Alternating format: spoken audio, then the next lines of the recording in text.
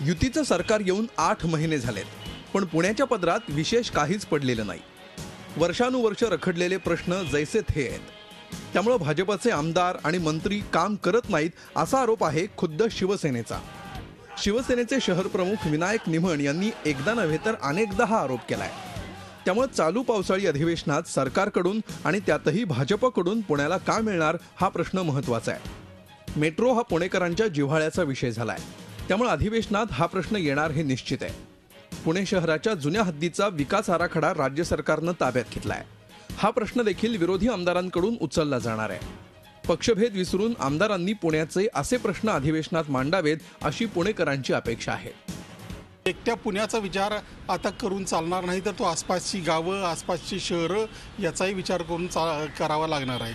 त्या दृष्टीनं monorail, metro rail असेल, आता BRTचं काय झालं ते आपण बघतोय. शिवाय मग पाणी पुरवठ्याचा प्रश्न आहे, कचऱ्याचा प्रश्न आहे. या अनुषंगाने काहीतरी होणं गरजेचं आहे. मेट्रो, रखडलेला विकास आराखडा याबरोबरच पुण्याचे इतरही अनेक महत्त्वाचे प्रश्न प्रलंबित आहेत. अनधिकृत बांधकामं हा प्रश्न अजून पूर्णपणे सुटलेला नाही.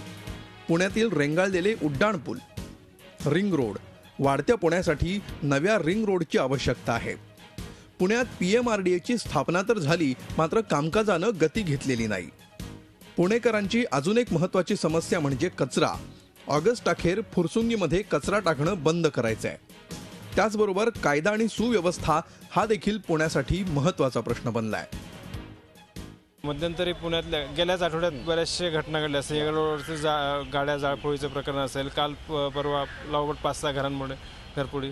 तर पुण्यातल्या कायदा सुव्यवस्थेबाबत सुद्धा आमदारांनी प्रश्न विचारणं आवश्यक आहे.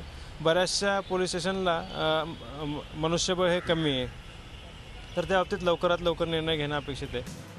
या अधिवेशनात सत्ताधारी आणि विरोधक पुणेकरांसाठी काय करतात याकडे पुणेकरांचं लक्ष लागलंय. पुणेकरांच्या पदरात नेमकं काय पडणार हे 3 आठवड्यात स्पष्ट होणार आहे. नितीन पाटणकर, झी मीडिया, पुणे. याच संदर्भात अधिक माहिती घेऊया आमचे प्रतिनिधी नितीन पाटणकर यांच्याकडून. नितीन, पुणेकरांचे अनेक प्रश्न प्रलंबित आहेत आणि त्यामुळेच पुणेकरांचं लक्ष या पावसाळी अधिवेशनाकडे लागून राहिलेलं आहे. काय नेमक्या अपेक्षा आहेत, कितपत त्या पूर्ण होतील अशी आशा आहे?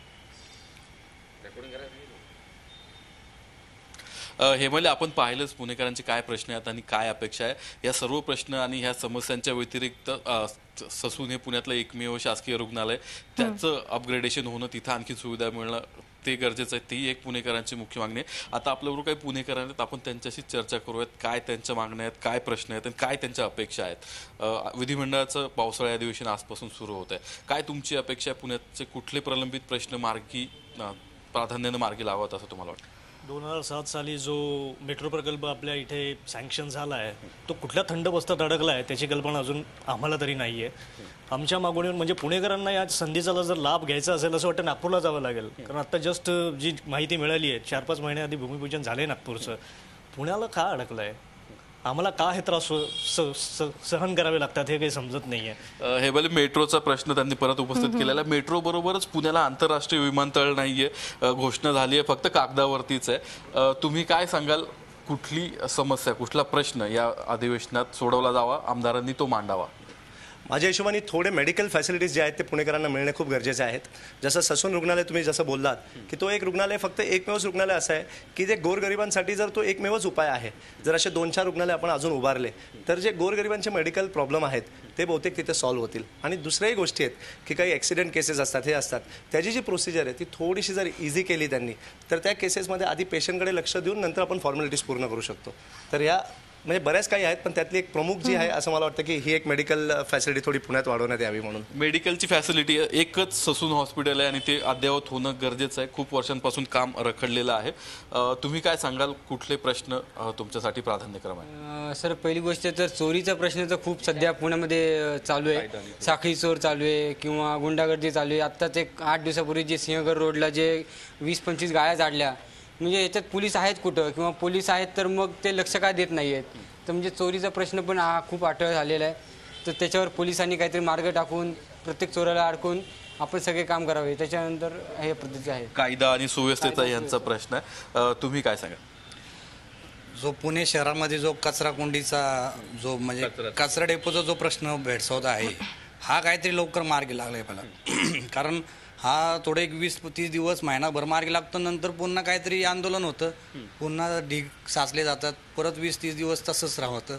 मग हे प्रश्न मेन म्हणजे गेले पाहिजे. कचऱ्याचा प्रश्न निश्चितच महत्वाचा आहे. ऑगस्ट अखेर ही मुदत आहे, त्यानंतर उरुळी आणि फुरसुंगी या ठिकाणी जे ओपन डम्पिंग होते कचऱ्याचं ते महापालिकेला करता येणार नाहीये. त्यामुळे तोही प्रश्न राज्य सरकारला महापालिकेला 2 महिन्यात सोडावा लागणार आहे. कारण मुख्यमंत्र्यांनी, नवीन मुख्यमंत्री देवेंद्र फडणवीस यांनी आश्वासन दिलेलं होतं की ऑगस्ट अखेरनंतर उरुळी देवाची आणि फुरसुंगी इथं पुण्याचा कचरा जाणार नाही. त्यामुळे त्या संदर्भात काही आश्वासन मिळते का, काही काम सुरू होतंय का, हे पाहणं देखील महत्वाचं ठरणार आहे. नक्कीच पुणेकरांचे अनेक महत्त्वाचे प्रश्न प्रलंबित आहेत. आता पुणेकरांची झोळी या गेल्या 3 आठवड्यांमध्ये भरते का? पावसाळी अधिवेशनाकडून काही भरघोस असं काही पुणेकरांना मिळतंय का, हे पाहणं महत्त्वाचं ठरणार आहे. खूप खूप धन्यवाद नितीन, आपण दिलेल्या या सविस्तर माहिती. झी 24 तास रहा एक पाऊल पुढे.